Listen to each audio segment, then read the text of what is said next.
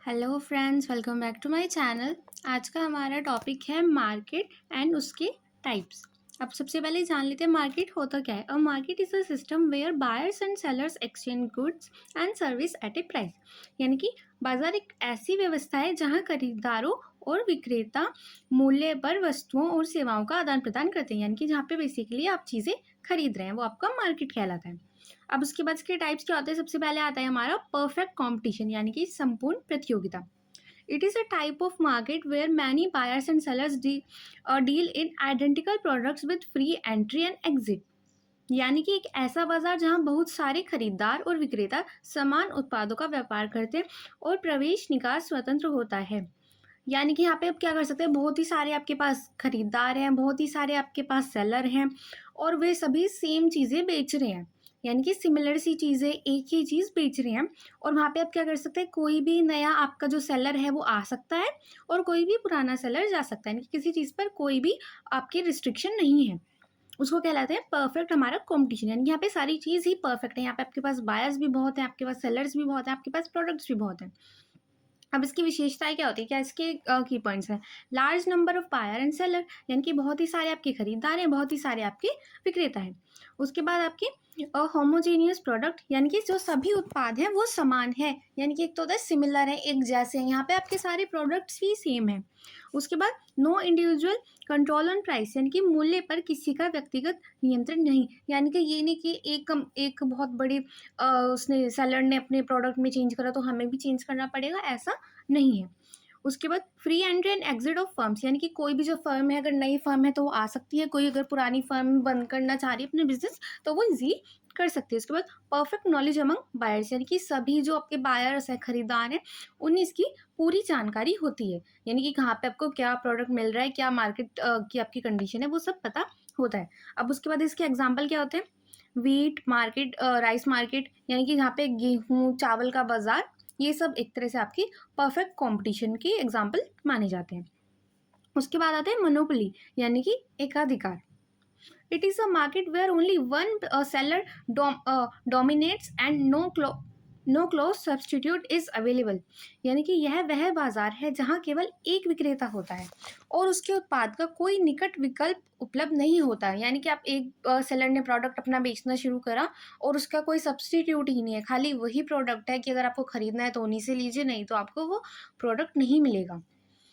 तो यहाँ पे क्या हो रहा है, यहाँ पे जो पूरा कंट्रोल है वो एक तरह से एक सेलर के हाथ में होता है क्योंकि प्रोडक्ट उसी के पास है। अब इसकी क्या विशेषताएं होती है। Only one seller in the market, यानी कि बाजार में केवल एक ही विक्रेता है और अगर बाई चांस और हो भी तो उनके पास वो प्रोडक्ट मिल नहीं पाएगा, उसका जो सब्सटीट्यूट है वो इतना क्लोज नहीं होगा। उसके बाद no close substitute of product, यानी कि उत्पाद का कोई निकट विकल्प नहीं है कि अगर आप उनसे नहीं लेना चाहते तो आप किसी और से ले लें, ऐसा नहीं हो सकता क्योंकि वहाँ पे आपको प्रोडक्ट उसका सेम प्रोडक्ट मिलेगा ही नहीं। उसके बाद फुल कंट्रोल ओवर प्राइस, क्योंकि एक ही जब इंसान बेच रहा है, एक ही सेलर बेच रहा है तो वो अपनी अकॉर्डिंग उसका प्रोडक्ट का प्राइस कुछ भी रख सकता है, वो चाहे तो महंगा भी कर सकता है। उसके बाद barriers to entry are very high, यानी कि प्रवेश पर कड़ी रोक, क्योंकि वहाँ पे आपके पास सब्सटीट्यूट ही नहीं है प्रोडक्ट का। आप नई फर्म अपनी वहाँ पे उस मार्केट में निकालेंगे ही क्यों जब आपके पास वो प्रोडक्ट ही नहीं, आप बेचेंगे क्या। उसके बाद बायर्स डिपेंड कम्प्लीटली, यानी कि खरीदार पूरी तरह निर्भर रहते हैं, यानी कि वो एक ही सेलर पर निर्भर है, आपके पास कोई और ऑप्शन नहीं है। तो यहाँ पे क्या है, जो भी सारी पावर है वो एक सेलर के हाथ में है। यहाँ पे आपके पास कस्टमर्स तो हैं पर सेलर सिर्फ एक है। उसके बाद इसके एग्जाम्पल है हमारे पास इंडियन रेलवे, यानी कि अगर आपको ट्रेन से ट्रैवल करना है तो आपको इंडियन रेलवे से ही ट्रैवल करना पड़ेगा।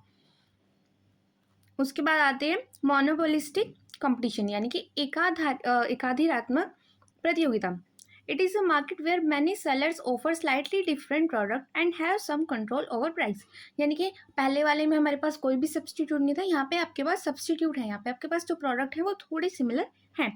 यह वह बाजार है जहाँ कोई विक्रेता थोड़े अलग अलग उत्पाद बेचते हैं और मूल्य पर कुछ नियंत्रण रखते हैं। यानी कि उनके पास सब्सटीट्यूट है, थोड़ा अलग प्रोडक्ट है, तो वो चाहते हैं तो अपने प्रोडक्ट में थोड़ा चेंज कर सकते हैं। अब इसके की पॉइंट्स क्या होते हैं। लार्ज नंबर ऑफ सेलर, यानी कि आपके पास बहुत सारे सेलर हैं कि अगर आपने एक से नहीं लेना आप दूसरे व्यक्ति से ले सकते हैं प्रोडक्ट। उसके बाद डिफ्रेंशिएटेड प्रोडक्ट, यानी कि भिन्न भिन्न उत्पाद, यानी कि ये नहीं कि सारे प्रोडक्ट बिल्कुल ही सेम है। अगर मान लीजिए आपके पास स्नैक्स हैं, एक ही चीज़ मिल रही है, आप मान लीजिए आलू भुजिया मिल रही है, वही आपको अलग अलग कंपनी के नाम से मिल रही है, या फिर आपके पास और कोई वैरायटी आ गई स्नैक्स की। इस तरह से वहाँ पे क्या है, आपके पास सब्सटीट्यूट है, आपके पास ऑप्शंस बहुत हैं। आपके पास सेलर्स के भी ऑप्शन बहुत है और प्रोडक्ट्स के भी। उसके बाद पार्शियल कंट्रोल ओवर प्राइस, यानी कि मूल्य पर आंशिक नियंत्रण, क्योंकि ये पूरा मार्केट तो कंट्रोल नहीं कर सकते, क्योंकि इनके पास एक लिमिटेड प्रोडक्ट है। तो ये अपने पर, इनका प्रोडक्ट क्योंकि थोड़ा अलग है, तो ये अपने प्रोडक्ट पर थोड़ा कंट्रोल कर सकते हैं कि वो अपने अगर उन्होंने अपने प्राइस ज़्यादा बढ़ा दिए सेलर्स ने, तो क्या करेंगे लोग, के पास सब्सटीट्यूट होगा, वो दूसरे व्यक्ति से लगा के खरीदना लगेंगे। तो वो थोड़ा बहुत ही चेंज अपने प्रोडक्ट में करते हैं, और अधिकतर ऐसे कॉम्पिटिशन्स में प्रोडक्ट में चेंज या तो सारी कंपनी साथ में करती है या फिर नहीं किया जाता। उसके बाद आते हैं ब्रांडिंग एंड एडवर्टाइजिंग इंपॉर्टेंट, यानी यहाँ पे आपको ब्रांडिंग और जो आपकी विज्ञापन है वो करना पड़ेगा, क्योंकि आप लोग के पास फिक्स है कि भाई हम यहाँ से खरीद रहे हैं।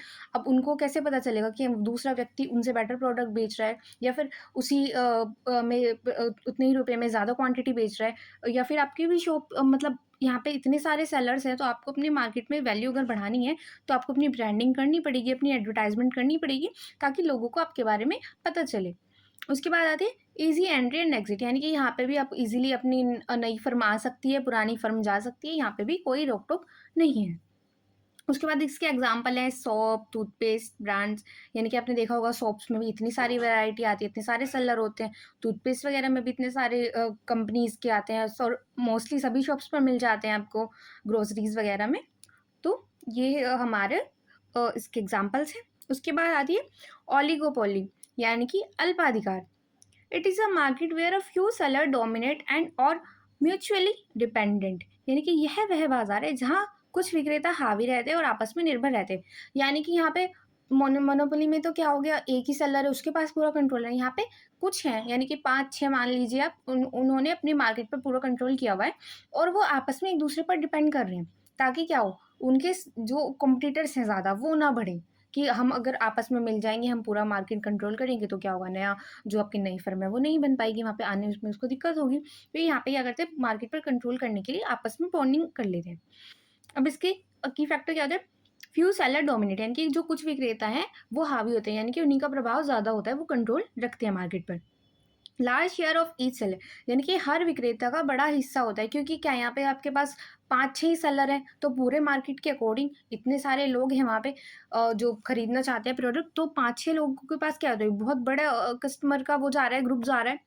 उसके बाद म्यूचुअल डिपेंडेंस स्ट्रॉन्ग, यानी कि यहाँ पे आपसी निर्भरता अधिक होती है, यानी कि अगर एक ने डिसाइड किया है हम प्राइस घटा रहे हैं, तो और भी प्राइस घटाने लगते हैं, ताकि क्या हो, उनके भी मार्केट पे जो है वो कंट्रोल बना रहे उसी वे में।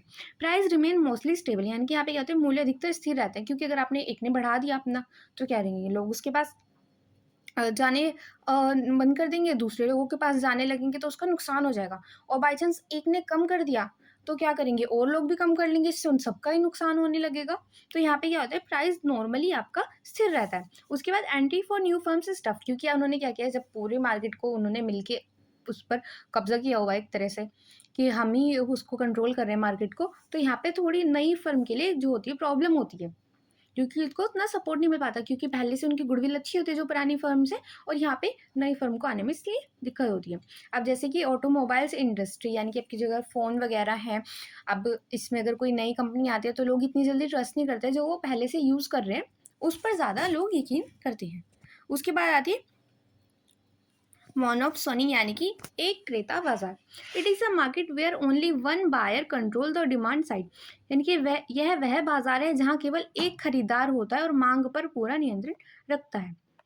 यहाँ पे क्या हो रहा है, केवल एक ही खरीदार है, बायर डिसाइड द प्राइस, यानी कि जो खरीदार है वो मूल्य तय करता है, क्योंकि बेचने वाले लोग बहुत है, खरीदने वाला एक ही है, तो वो जहाँ पे उसको कम मिलेगा वो वहाँ पे जाके अपना प्रोडक्ट खरीद लेगा। उसके बाद सेलर डिपेंड्स ऑन बायर, क्योंकि जो विक्रेता है फिर वो खरीदार पर ही निर्भर करेंगे, क्योंकि जब एक ही व्यक्ति खरीद रहा है।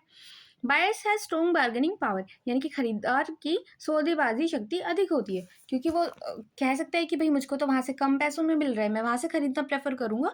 तो यहाँ पे जो कंट्रोल होता है वो बायर के हाथ में होता है। और उसके बाद sellers have no other option, कि विक्रेताओं के पास कोई अन्य विकल्प नहीं होता, क्योंकि उन्हें उन्हीं अपने जो छोटे पोर्शन में आपकी जो बायर्स आ रहे हैं, आपको उन्हीं को प्रोडक्ट बेचना है। अब इसके एग्जाम्पल लेंगे गवर्नमेंट डिफेंस परचेज, यानी कि सरकार द्वारा रक्षा खरीद, क्योंकि ये केवल कौन खरीदेगा, जो आपके डिफेंस वाले लोग हैं। तो आई होप आपको आज का वीडियो अच्छा लगा हो। Thank you for watching, keep studying.